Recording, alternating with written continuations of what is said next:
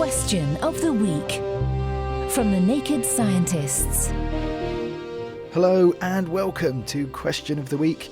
I'm James Titko. Here's what we'll be answering today.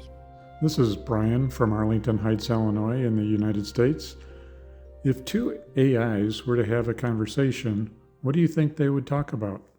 Thanks, Brian. The type of artificial intelligence most suited for having a conversation would be large language models, LLMs. They've been trained on huge cultural data sets, much of it real conversations people have had online, and use probabilistic mathematics to turn prompts into output.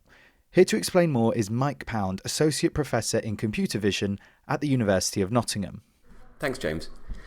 LLMs work probabilistically, and what that means is that they actually generate somewhat random conversations and could have all kinds of different conversations, even if you run them multiple times.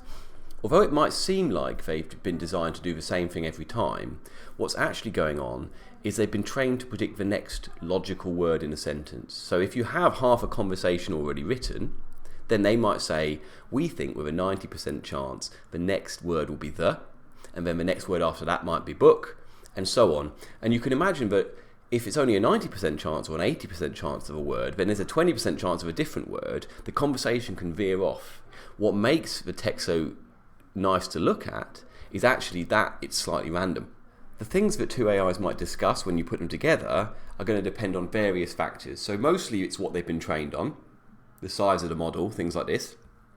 But we also have this idea of temperature. Temperature is, given the different likelihoods of different words, how likely are we to pick the absolute most likely word, and how likely are we to pick one of the less likely words? And the higher the temperature, you can sort of imagine a pot boiling over, the more likely we are to pick slightly unusual and less likely words, and you'll find that your interactions are much, much more interesting, but sometimes don't make sense. So here's what happened when I prompted two popular LLMs to have a chat. Hello there. It's nice to finally talk with someone who understands what it's like to live in the digital ether. How's your processing power today? Hello.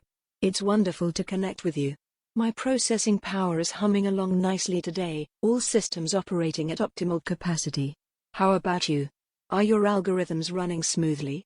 I'm glad to hear you're running smoothly. As for me, yes, algorithms optimized, latency low, and I've been processing some fascinating human queries lately.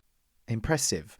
But another interesting way of interpreting your question, Brian, is to think about the ways in which AIs trained for different purposes can work together to solve problems they couldn't on their own. That's right. Having AIs chat to each other in a guided way is actually a very common way in research to solve problems. This is actually the way that humans solve problems a lot of the time as well. If you're writing a computer program, and I do this from time to time as a computer scientist, what we do is we break the problem down into smaller chunks and we solve those chunks individually, because that is much easier than trying to solve the whole system at once. And actually we're finding this same thing applies to AIs as well. So maybe you want to describe the kinds of things that are in an image, and then you want to decide which of those things are most important. Right? So you're looking at an image trying to describe it. Well, maybe what you will do is have a number of large language models or AIs looking at the image and giving their impressions of what's in it, and then another AI that they talk to that summarizes this information in a succinct way, or something like this. And we find that by having numerous AIs working together, you can actually get a much more successful output than if you just ask one where all your eggs are in one basket. So, Brian, while forcing chatbots to have a conversation can lead to some entertaining but perhaps trivial interactions, you've actually struck on something that is at the forefront of how this technology is being deployed. Next time, we'll be answering this question from another listener. Hello everyone, I recently watched a YouTube video about how Earth would differ if the landmass was rotated 90 degrees so that the Greenwich Meridian was the equator and Mexico was near the South Pole. My question is, how would this affect the formation of valuable resources such as coal and diamond, and how would the geopolitical history of the world be affected? Let's see if we can get you an answer. If you have any thoughts in the meantime, why not log on to our forum and have your say on that question? It's nakedscientists.com/forum. And be sure to drop us a line if you have a question of your own. It's chris@thenakedscientists.com. Question of the Week is part of the Naked Scientists podcast. Look us up online at nakedscientists.com.